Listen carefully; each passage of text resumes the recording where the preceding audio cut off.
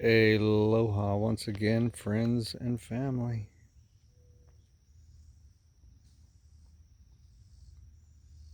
I enjoyed the meditation of one.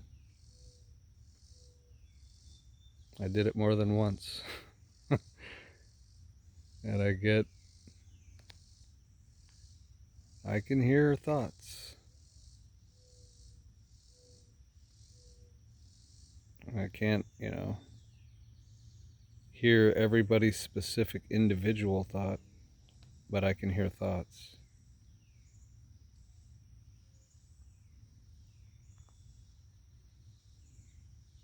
Part of clairvoyance, being able to read energies regardless of distance, space, or time.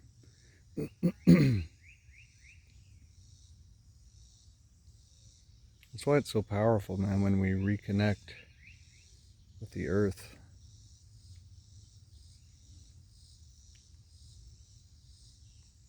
Because there's so much to read. There's so much energy, frequency, and vibration at work.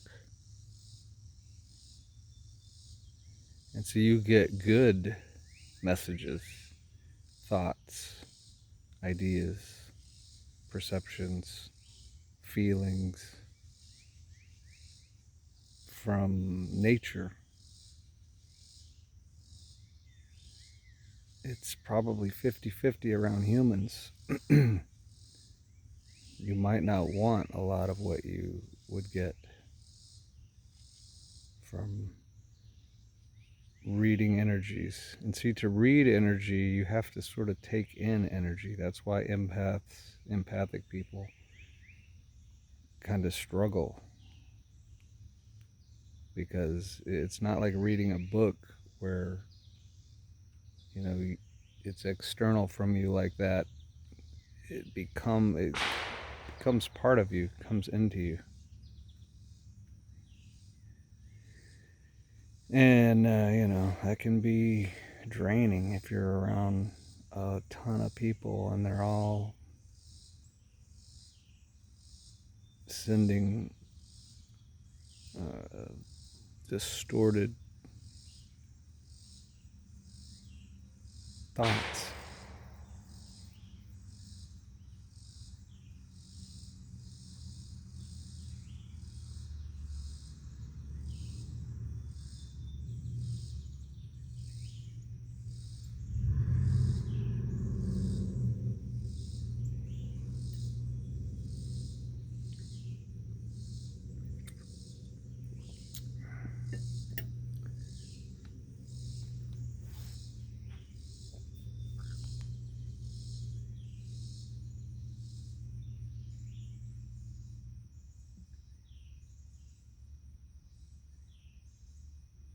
See, even right now, I'm just open the heart, and start to start to merge with the sights, the sounds, the smells, the colors.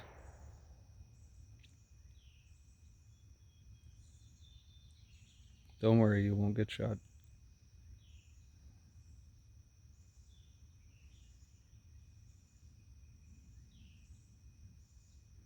And then you start, tuning into the clairvoyant side of your thinking. Then you get impressions at first. Stabilize that, you begin to get communications. Not so much in words. We're the ones that put this into words. See, again, words are like a substance. And you take the substance and you create with it. So words are not bad or good. We gotta get out of that dualistic thinking. It's what the creator does with it. It's what the co-creator creates with it.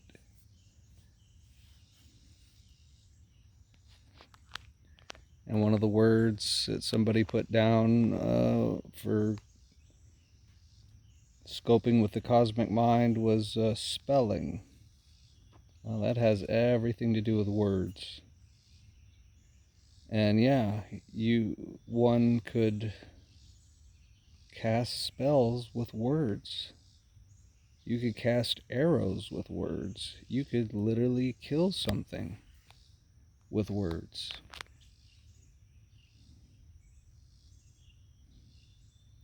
But you could also raise something from the dead. You could also enliven something that was dying. You could build and construct.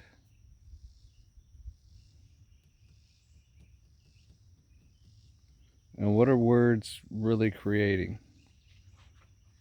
Ideas. That's really what words are creating, ideas. And ideas get manifested through the co-creators into things. So that's where everything came from. And we want to only think of it like, well, we make things like, dishes or cars, mechanical things, but we don't make natural things because those things already exist. But the very same process that we are in to create the non-natural things, the non-organic things, we went through a very similar process when we were creating organic things.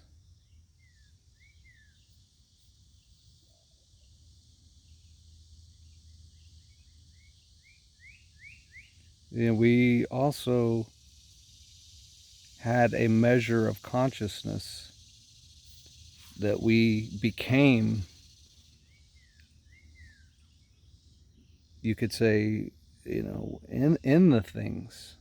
So when we created rocks, we had a measure of consciousness in rocks. So that there's no, people like to think of a rock, that's just a dumb thing. That's just a mindless rock. But no, nothing that we've created is like that. Nothing. So the rock is not a mindless rock. It doesn't have a mind, but it has a measure of consciousness. And when we progressed to plant life, we had a larger measure of consciousness. And then we progressed to animals, and we had a yet larger measure of consciousness until we perfected this creating to where we got to man. And when we created man and thus became man, we had, let us say, the full measure of consciousness, which is to say, full access to the cosmic mind. Now, is that mind your mind? Most of us would probably say, well, no, I don't feel like my mind is the cosmic mind. Well, it should be. It could be. It can be. Why wouldn't it be?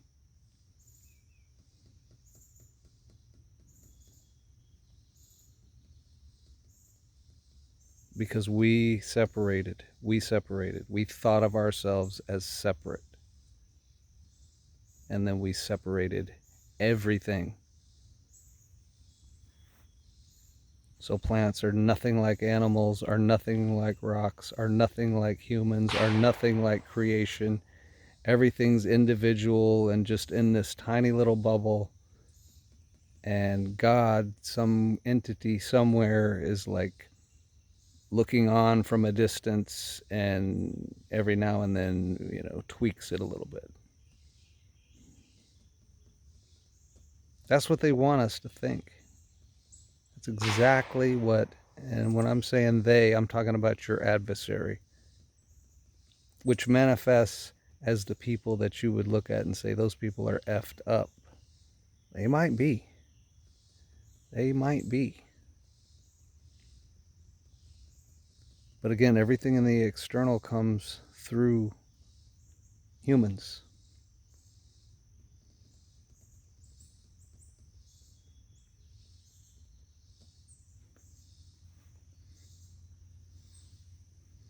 So all we got to really realize is whoever that is, it has absolutely no power or authority over us.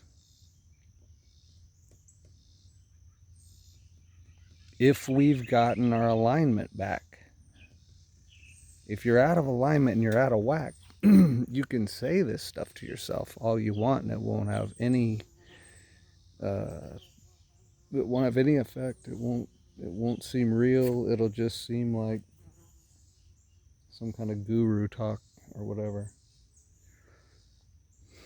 So for it to be real, it has to be genuine. It has to be real. It has to be the real thing. You know, there's a lot to learn about the basics of ourselves being triune beings. I mean, that alone could give you a year to 2 years worth of development, spiritual development, fully grasping, understanding, and implementing what it means to be a triune being in oneness with God. It might take a lifetime even. But I know there's some people here, meaning here on the planet at this time, that have been through all this a long time ago even. We haven't been here in a long time. So in that sense, we could think we might be a little rusty. We might have forgotten a lot of stuff because we haven't had it in practice in a long time, because it's not needed. See, where we came from to come back here to do this, these skills are not needed, because there is no adversary, there is no opposition, there is none of this hang up, there is no battle in the mind of which part of the mind is going to dominate: the conscious mind, the egoic mind, the subconscious mind, the dualistic mind, the one mind. That none of that's happening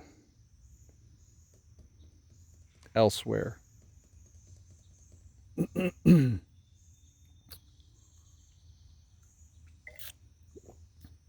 My son, he is convinced that if there's other beings, or what he would call aliens, out there in the galaxy, that surely some of them are evil. And they're bad, and they're up to no good, and they're just like the scheming, deceitful ones that are here in human form. And I tell him, I could be wrong, but I tell him, no, everything outside of here is benevolent.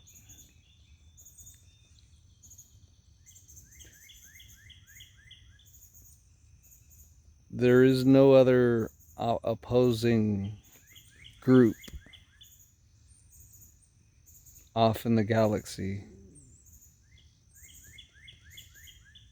because the hang-up is only in men's minds. And I think it's been contained to the earth. It's the schism in the mind of man has been contained on the earth. I could be wrong. Maybe there's some kind of cosmic battle happening as well. But see, we really can't know that. Can't verify that. It would just be speculating. So there's more important matters to deal with, the here and now, and self, and getting again our triune selves in balance, harmony, and active functioning.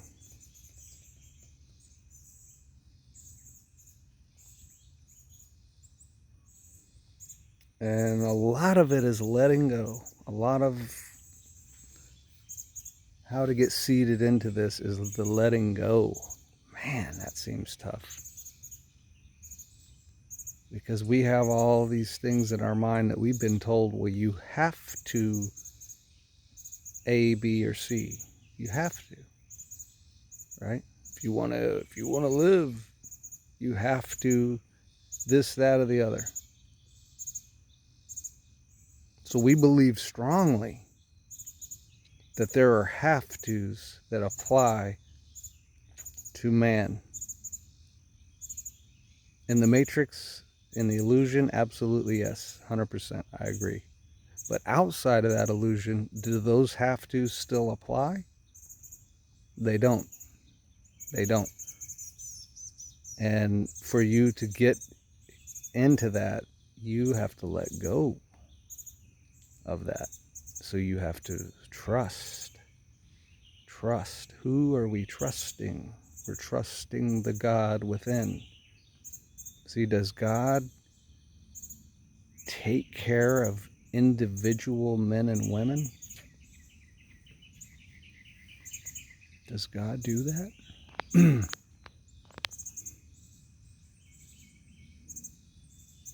I would say he does. Because he took care of Jesus like that, if we want to use that example. He took care of Buddha like that, if we want to use that as an example. He took care of Sri Ramana Maharshi like that, excuse me, as an example. And many, many others.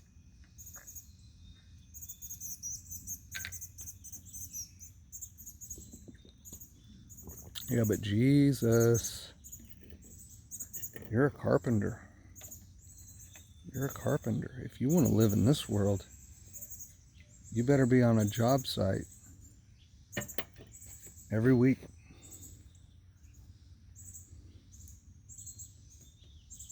Not talking philosophy and examining your religion.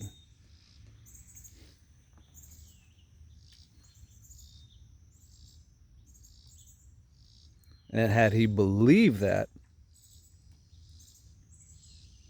we would have maybe never heard some of the things we heard. Cosmic wisdom from the cosmic mind coming through one who was at one with that cosmic mind. So thankfully, that shows we can overcome those beliefs, those ideas, this cultural pressure to conform through thinking certain things are, you have to.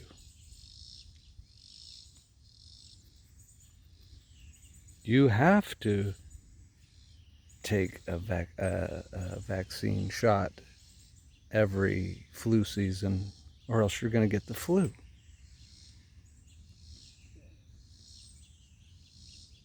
So if you believe that and you don't get your shot, you're going to get the flu. Because you've told reality, you've told the elements that are going to be created, hey, I believe that you must get this blank. I don't want to say the word too many times. I don't want to get messed with. Or else you get the flu. So the minute you're not getting that fix, for your belief, then you're getting the flu, the punishment for not doing the thing that you believe must be done. Totally, again, separated from the reality and the possibility that God will take care of you if you give everything of yourself. You give your total self, or another way we could say that, you give your complete attention to God. He will take care of you. And that means I can let go of all these ideas about what this culture and society says one must do certain things, certain ways and methods, and it's all a big chain. And all the links hooked together, and by the time you're done with the whole chain, you realize it's just wrapped you all up, is all it's doing.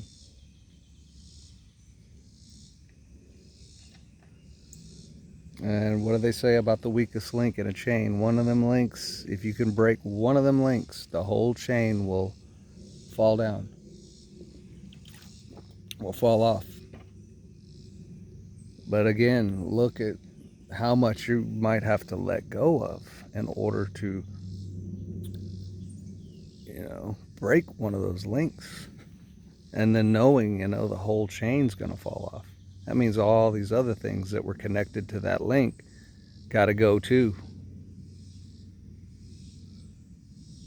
So you're seemingly very vulnerable, or gonna be. But again, what do we think that we're protecting? What are we protecting? And it's the ego thinking that it is the man, and that has to be protected. So are you willing to let go? Are we willing to let go of the ego, the false identity that we've come to think of as ourselves, our selfuses?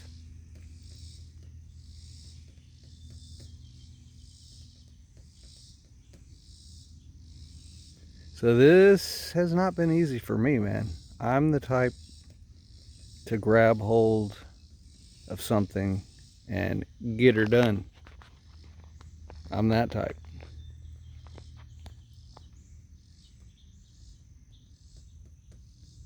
So it's been a challenge to let it all go. Let it all go.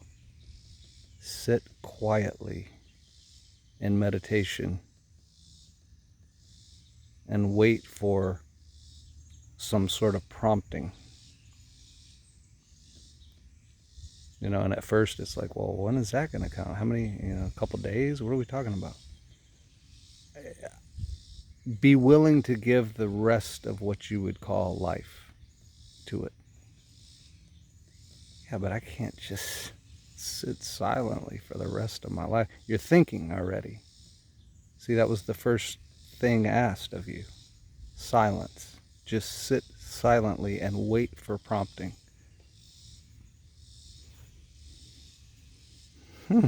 Man, that's tough. I can't even ask any questions about how long or this or that or the other. See, the ego mind is stubborn. It's used to things running a certain way in the thinking.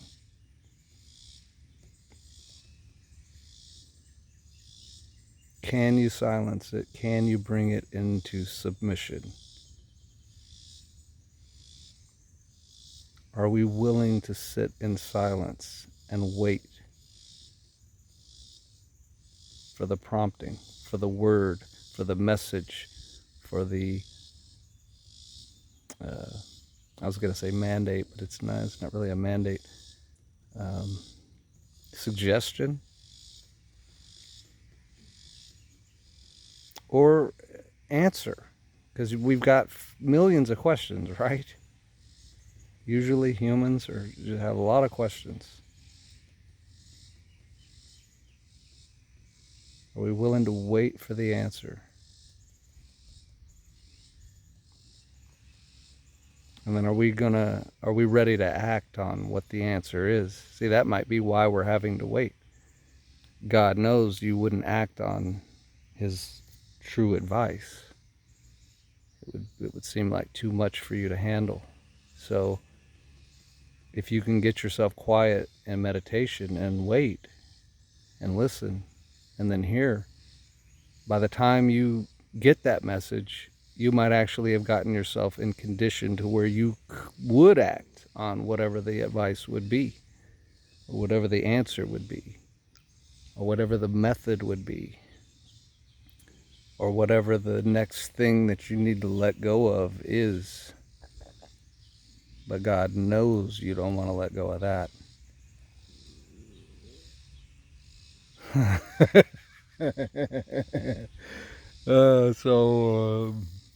So he waits. So he waits. So he waits, then we wait, and then we finally come to an agreement.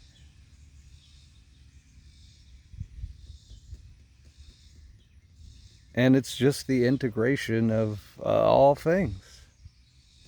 That's really what it is. We're merging all things into one conscious, present, cosmic mind, co-creator in the image of man. Man, the future is going to be dynamic when all of our selfuses are in that alignment, that cosmic alignment. And it's happening fast, man. I mean, it's happening fast. Again, time, and well, what are we measuring? But I would say relatively fast then, you know. It's happening relatively fast. Or we could say it's happening in perfect time or perfect timing. It's happening just as fast as it would need to happen to not be too fast. There. So again, it's God's timing. See, they say God's timing is perfect. Well, that stands to reason.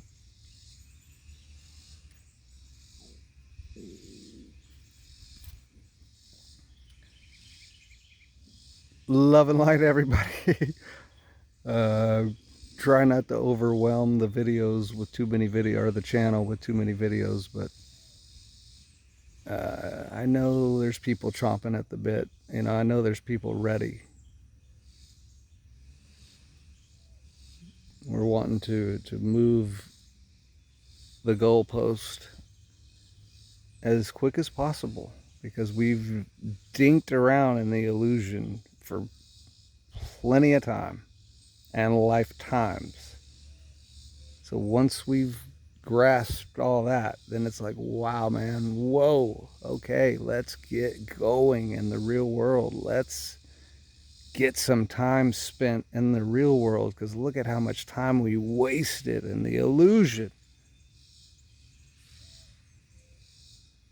But it was not all for naught, because again, all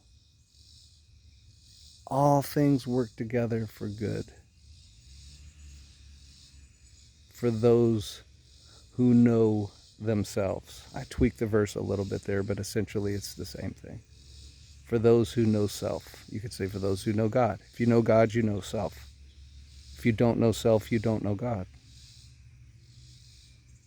Wholeness. Until next time, my friends.